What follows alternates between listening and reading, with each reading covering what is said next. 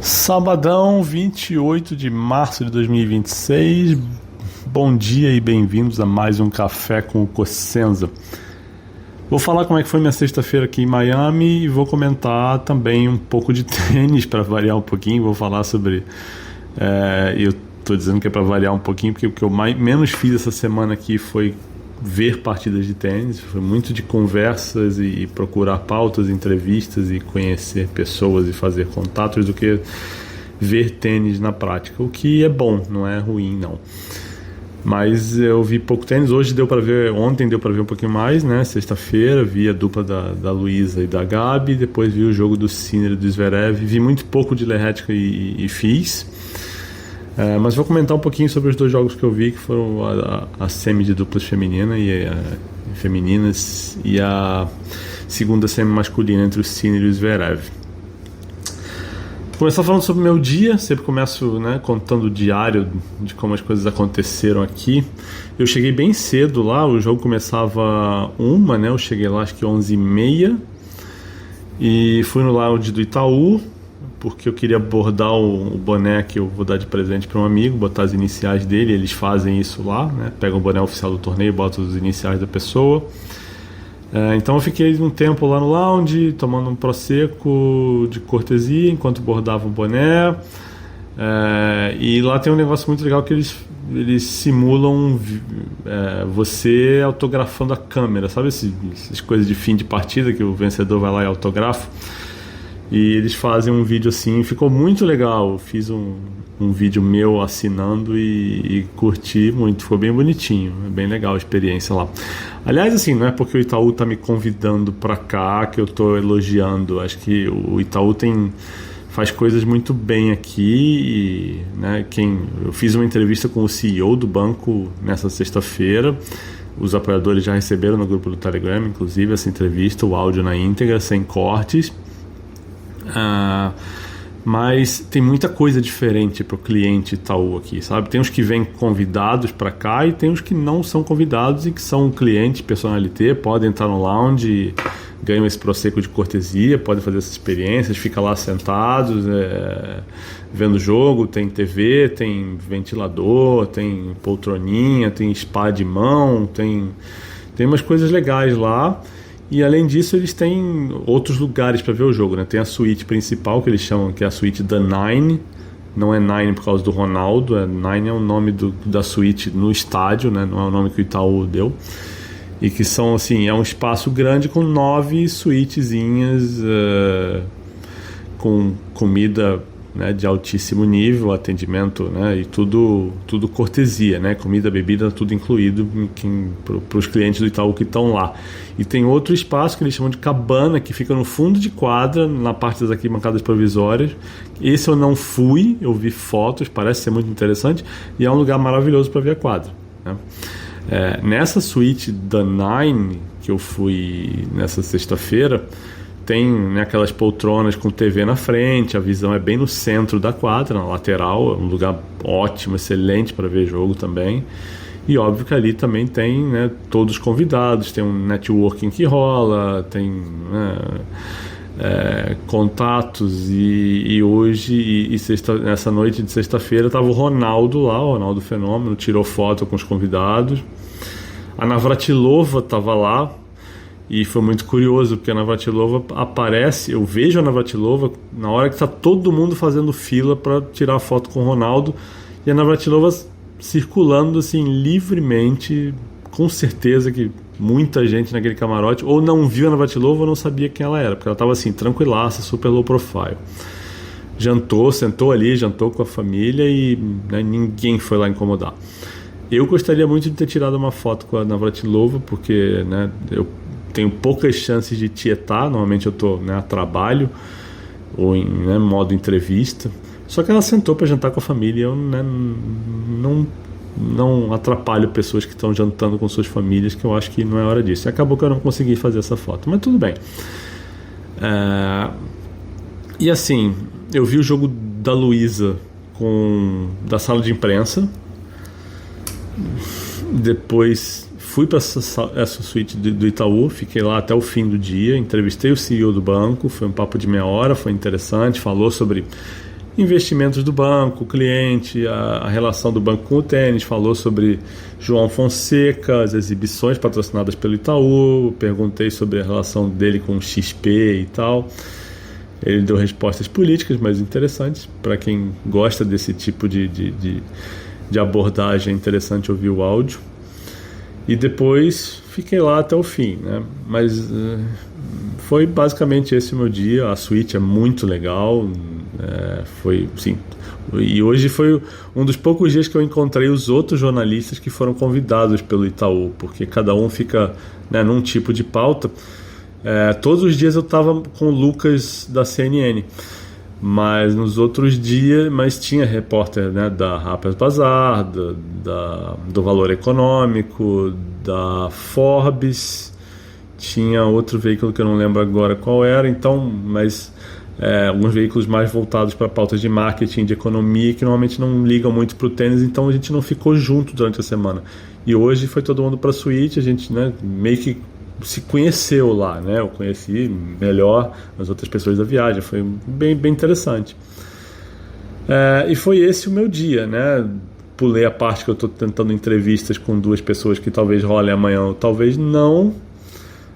Uma delas é com o James Blake, o diretor do torneio. Eu acho que seria super interessante sentar com ele 5 minutinhos que seja para falar sobre João Fonseca, o impacto, né, do João e do público brasileiro no torneio. Acho que seria interessante, acho que o UOL gostaria de ter um conteúdo assim. Mas foi isso. Deixa eu falar de tênis agora, vai. O jogo das duplas começou muito bem, acho que a Gabi estava jogando muito bem, a Luísa mais sólida, mas acho que a Gabi estava ganhando pontos importantes e a coisa estava bem animadora para elas, né? Elas ganharam o primeiro set, não lembro exatamente de cabeça agora, vou até dar uma conferida, mas acho que elas tiveram uma quebra de vantagem no segundo set e foram quebradas imediatamente em seguida, né?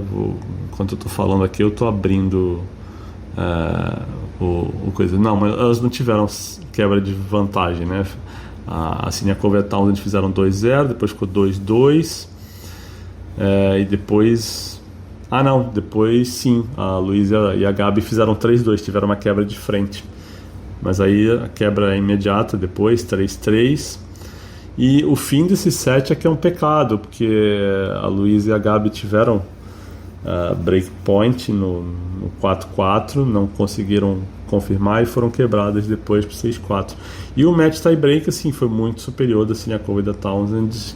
E acho que o saque da Gabi foi um problema no set, né? Foram os 3 saques dela quebrados, né? O do 0-2, o do 3-3 e o do 4-6. Então ela não estava sacando bem, não sei se faltou confiança, não sei se ela teve alguma espécie de lesão ali. Acho que não, acho que o saque parou de entrar e ela começou a tirar o peso e aí ficou mais fácil de ser atacada. E acabou que elas perderam, e assim a Siniakova e a Townsend vão para a final contra as italianas, né? A Pauline e a Errani, que foi uma semi assim super decepcionante, porque era o segundo jogo da sessão noturna, tinha acabado um jogo legal do Sinner e do Zverev, o público estava empolgado ali, tinha esvaziado bastante a quadra, mas era aquele comecinho de jogo que realmente a quadra está mais vazia que o normal, as pessoas aproveitando o intervalo para comer, banheiro, etc. Mas a Mertens não estava se sentindo bem, abandonou o jogo depois de 3 games só, o que, né, foi uma enorme pena, porque era um jogo para ser bem legal também. E terminou 2-1 no primeiro set ainda para Errani e para Pauline. E elas vão fazer a final contra a Siniakova e Townsend. Que eu posso falar sobre Sinner e Zverev? Outra vitória do Sinner sobre o Zverev, 6-3, 7-6. O Sinner e o Zverev se enfrentaram 3 vezes nos últimos 3 Masters 1000, se eu não me engano, vou até conferir aqui, mas eles jogaram em Paris, eles jogaram em Indian Wells e jogaram em Miami.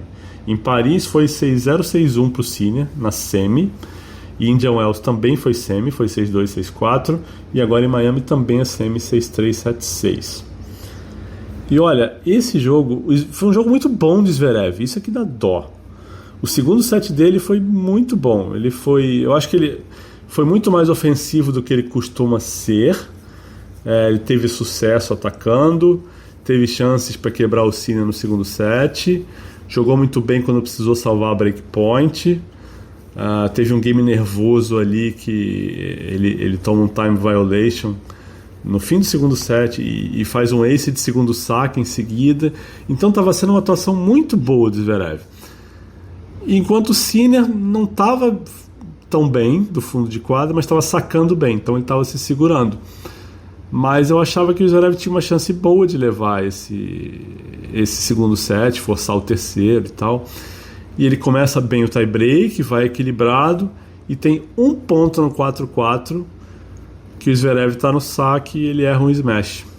Ele já tinha uma bola para matar o ponto antes, subindo a rede, e ele manda essa bola no meio da quadra. O Sinner se defende com um lob fundo, mas não era um grau de dificuldade absurdo, e o Zverev erra na rede, e aí fica 5-4, o Sinner faz os 2 pontos com o saque dele e fecha a partida. 6-3, 7-6 com 7-4 no tie-break. E eu acho que isso diz alguma coisa importante sobre o Sinner, mais do que sobre o Zverev. Eu acho que eu fiquei com dó do Zverev, porque ele estava fazendo um jogão, eu estava sentindo ele confiante até esse smash. Mas, cara, isso diz mais uma vez o quão difícil tá ganhar do Sinner. Porque se a gente olhar nos Masters 1000, somando de Paris até agora, são 32 sets vencidos de forma consecutiva pelo Sinner. Cara, isso é muita coisa. Isso é muita coisa. E nesses 32 sets ele disputou, vou até contar aqui agora, 1, 2, 3, 4, 5, 6, 7 tie-breaks. 2 deles contra o João Fonseca em Indian Wells, 2 deles contra o Medvedev na final de Indian Wells. Um contra o Mikkelsen nas quartas, nas oitavas aqui em Miami, outro contra o Zverev agora na semi, e um contra o Auger-Aliassime na final de Paris. Então, assim, se pegar essa sequência toda, tem vitória por 2-0 sobre o Ben Shelton, sobre o Auger-Aliassime, sobre o Shapovalov, sobre Fonseca, sobre Thiem, sobre Medvedev. Então não é uma sequência simples, sabe? E o Sinner naquele nível 8,5, 9, 9,5 que ele joga sempre. É impressionante, impressionante. Realmente, a consistência do Sinner, eu acho que essa é uma tecla que eu sempre bato, né? Eu sempre falei que eu continuo achando isso, que o Alcaraz ele tem um nível que é o nível 11, que quando ele joga ele é imbatível, mas que o Sinner passa muito mais tempo jogando ali 9, 8,5, 9,5, 10 do que o Alcaraz. O Alcaraz ele tem o 11, mas ele também tem um 7, ele tem um 6, ele tem um jogo que é 7,5, né? Diminuiu até recentemente essa variação do nível de tênis dele, mas ele ainda tem, né, altos e baixos.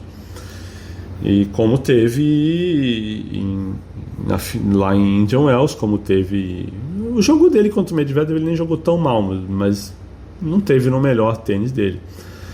E o jogo contra o Korda também, né? Aquela cena dele, eu não vi essa partida, vi highlights, mas eu li bastante sobre o jogo, vi aquelas cenas dele reclamando que quer ir embora, não sei o quê. Claramente ele não estava no melhor tênis dele. E isso não quer dizer que o Korda não tenha feito um grande jogo, tá? Outra coisa que eu acho que esse torneio, e agora, né, a uma rodada da final, que a gente pode olhar e concluir, porque se a gente pegar essa chave de cima, que teve Lerhetka e Fils numa semifinal, e quartas de final com Tommy Paul e Landa Lucy, e oitavas com Korda, Fritz, Etcheverry e Vacherot, eu acho que essa chave mostra que, cara, o tênis masculino tem seus favoritos, obviamente. Tem esses 2 caras que estão muito acima do resto, ou 3 se a gente contar com o Djokovic quando o Djokovic joga, né? Inclusive ele acabou de anunciou nessa sexta-feira que não vai para Monte Carlo, mas tá bem aberto o que vem abaixo disso, sabe? Talvez a gente pode colocar o Zverev um pouco acima do resto em termos de consistência também, porque o Zverev nos últimos 3 Masters 1000 só perdeu pro Sinner, coitado. Então E no Australian Open perdeu do Alcaraz, né? Então, eu acho que ele ainda está acima do resto. Mas, cara, é muito aberto a qualquer coisa. Então, o Medvedev está jogando um nível mais alto, não jogou aqui em Miami, mas também, né, deu uma subida e voltou a jogar no nível que ele já jogou anos atrás. Então, acho que bota o Medvedev um pouquinho acima do resto também. Mas depois disso, e aí vem o que a gente pode ver com um copo meio cheio, que é, cara, se o Landaluce fez quartas de final, se o Lerretica e o Fils fizeram semi, por que o João Fonseca não pode?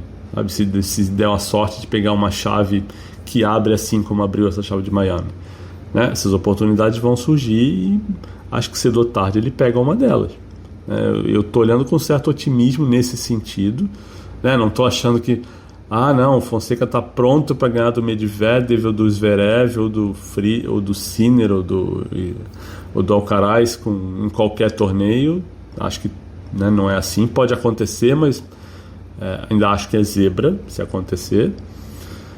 Mas olhando para o resto da chave, com Tommy Fritz com o joelho baleado, um Tommy Paul que ele mesmo, né, o Fonseca derrotou outro dia, o Fils, que nunca vi fazer nada de espetacular contra o Fonseca, Corda, que saca bem, mas tem altos e baixos, Landaluce, que, com todo respeito, um belo tenista, mas também não vejo com nada espetacular, o próprio Lerretica, que é finalista, nossa, é um tenista competentíssimo, mas paremos por aí, né? Então, se tem algo para a gente olhar para essa chave de Miami e falar, nossa, as coisas podem acontecer para o Alcaraz até em breve, por que não? Né? Acho que dá para a gente pensar por esse copo meio cheio, é só ver. É só uma questão de ver quando que isso vai acontecer e também não achar que, se não acontecer, que o João é o fim do mundo para o João, sabe? Não é o caso, acho que não é por aí. Bom, era o que eu tinha para falar sobre tênis. Não, vamos falar das finais, né? Sabalenka e Coco na final feminina. Eu acho que é para ser eu acho que da Sabalenka, mas o head-to-head delas é 6-6, né? Pode acontecer qualquer coisa. E a Sabalenka claramente se incomoda de jogar contra a Coco.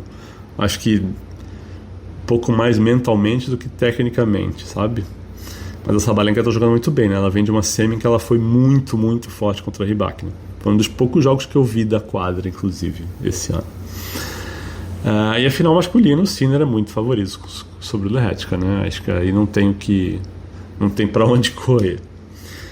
E tem duas perguntas aqui enviadas no Telegram, vou responder. As duas são do Pedro Melo e são boas perguntas.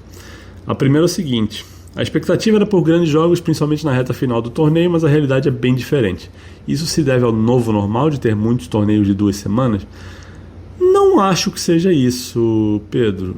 Eu acho até que isso de ter muitos torneios de 2 semanas, em tese, deveria ajudar os favoritos, por ter mais tempo para sair de um torneio e descansar 2 dias e resetar, né?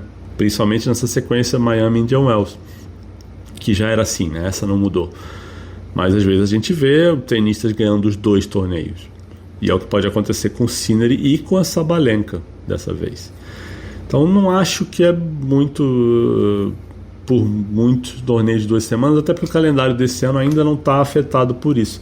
Eu acho que essa sequência de torneios de 2 semanas ela vai afetar ali muito mais Roland Garros e o Wimbledon. Porque aí você pega uma sequência que você quase não para, né? Desde Monte Carlo no masculino, de Stuttgart no feminino, emendando com, né, Madrid, Roma, Roland Garros. Aí de repente a gente já está falando de Queens e Halle, ou nem lembro o que tem no feminino agora nesse pré-Wimbledon, mas sabe, a sequência só para depois de Wimbledon. Acho que essa sequência, essa série de torneios é mais afetada, né? Esse verão do hemisfério norte é mais afetado pelo calendário de 2 semanas, né? de Miami, de Madrid e Roma, do que Indian Wells e Miami, sabe? Agora, zebras em Miami, aí eu vou falar a mesma coisa que eu mandei no áudio no Telegram mais cedo. Eu acho que Miami é um torneio para nerds. E nerds, por nerds, entendam que eu estou falando de tenistas que realmente têm esse poder de concentração, de foco e de estar 100% no torneio. Miami é uma cidade com distrações, com uma vida noturna animada, com muita coisa para fazer, e às vezes algum ou outro tenista se perde nessa coisa de vamos ver um jogo de basquete aqui, vamos jantar ali, vamos conhecer o café de fulano, a boate ali e tal. Não estou dizendo que, né, as pessoas ficam até de madrugada e tal, mas historicamente Miami não costuma ter campeões entre os tenistas que a gente sabe que gostam mais dessa vida off-quadra, extra-quadra, digamos assim, sabe? Então, eu acho que isso pesa mais até do que qualquer outra coisa. E a outra pergunta do Pedro Melo é a seguinte: quais as diferenças e semelhanças do trabalho em Miami para o Rio Open, que é o ATP 500? E também o que muda quando o torneio é disputado em estádio de futebol e não tem uma estrutura focada para o tênis? Não é tão diferente não, Pedro, porque o esquema da ATP é o mesmo. Você pede entrevista do mesmo jeito, você é atendido do mesmo jeito pelas mesmas pessoas, e a WTA também, só que não dá para comparar com o Rio, porque o Rio não tem WTA, né, e o SP Open é um 250, então são chaves diferentes. Miami tem uma vantagem, e é uma vantagem muito grande para quem chega cedo na primeira semana, que não foi o meu caso, mas que assim, tem muito tenista de peso, e eles chegam antes, né, 2 dias antes de estrear, os cabeças de chave entram já na segunda rodada, e tem um dia de descanso entre a estreia e a terceira rodada, então é mais fácil você conseguir uma entrevista diferente, uma exclusivinha, sabe, 5 minutos com o Zverev, que seja 5 minutos com, de repente, com uma Iga, com uma Muchova, enfim, sabe, com uma Taylor Townsend, tenistas de nível ali, top 30, 20, 10, até dá para conseguir mais fácil nesse período, né? Agora na reta final do torneio já é mais difícil, porque ninguém dá muita exclusiva já em semifinal, final. Eu até tentei o Zverev ontem, mas eu até contei no Café com Cosenza, né, de sexta-feira, que na quinta eu perguntei, falei, ele joga 2 sessões noturnas, dá exclusiva de noite, e realmente os caras não dão. Então é um pouquinho mais difícil, sabe? Mas o esquema é o mesmo, de pedir entrevista, de entrar na quadra, de sair da quadra, zona mista, coletiva, bem parecido. Não tem muito o que difere é a chave, né? Você tem um monte de nome em Miami na primeira semana, e no Rio você tem 3 ou 4 ali que são disputados por um monte de gente, então é mais difícil para você conseguir uma exclusiva se você não é um cara ou respeitado no meio ou que tem um veículo grande, então é mais complicado.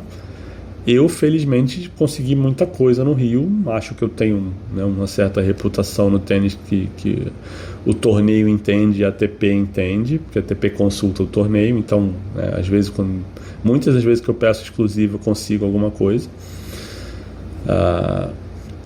E aqui em Miami eu pedi basicamente uma exclusiva com a Gabi e consegui 10 minutos. Com uma tenista, né, top 10 é difícil conseguir, e eles me deram. E agora estou tentando uma com James Blake, o diretor do torneio, vamos ver se vai rolar. Me pareceram bem receptivos na sexta-feira, quando eu fiz o pedido. Vamos ver hoje se rola, ou se não rola hoje, talvez domingo, amanhã de manhã. Meu voo é domingo à noite, não sei se eu consigo vir para cá, voltar, enfim. Mas vamos ver o que acontece. E a outra parte da pergunta é o que muda quando o torneio é disputado em estádio de futebol e não tem uma estrutura focada para o tênis. Cara, em comparação com o Rio Open é a mesma coisa. E assim, o fato de ser um estádio de futebol não altera nada, porque toda a parte do trabalho de imprensa ela é feita basicamente na parte permanente do estádio.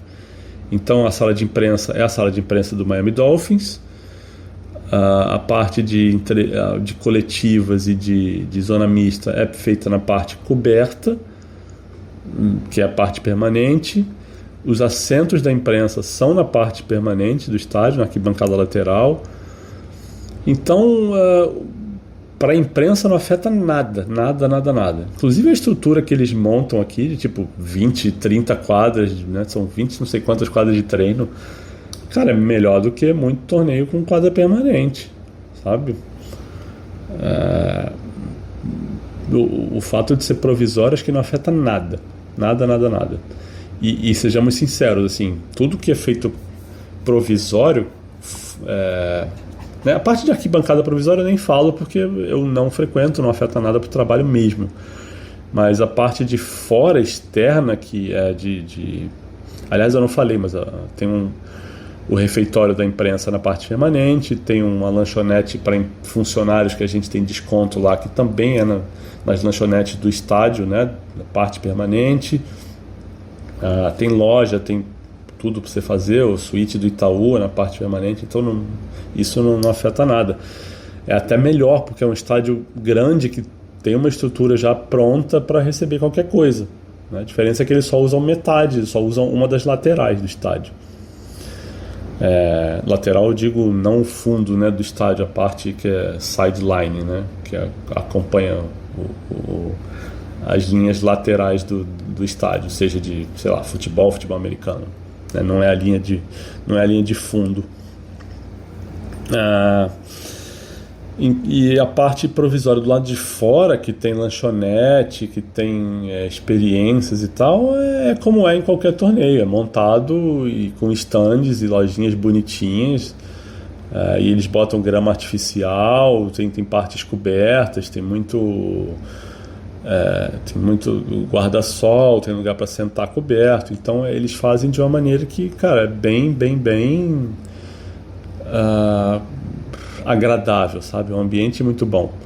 Inclusive, se pegar a Grandstand, que é a maior quadra das provisórias, é uma quadra para 5 mil pessoas. É uma quadra grande, né? Para ser segunda quadra de um evento. E sendo uma quadra provisória, né? A Butch Buckles, que é a terceira maior, não lembro agora se são 2 mil, 3 mil pessoas, mas também é uma quadra grandinha. Então, para mim não afeta nada mesmo. E não estou falando isso como elogio ou crítica, é que simplesmente não muda para mim o fato de ser, sabe, do jeito que é. Não sei se Buenos Aires é diferente ou sei lá, sabe. Não posso fazer muita comparação, não tenho nem ido a tantos torneios assim, né, internacionais. Eu fui na Laver Cup ano passado, mas é feito numa arena fechada, coberta, que tem toda a estrutura também. Não é uma arena para tênis, mas é uma arena que atende muito bem, porque é um evento de uma quadra só.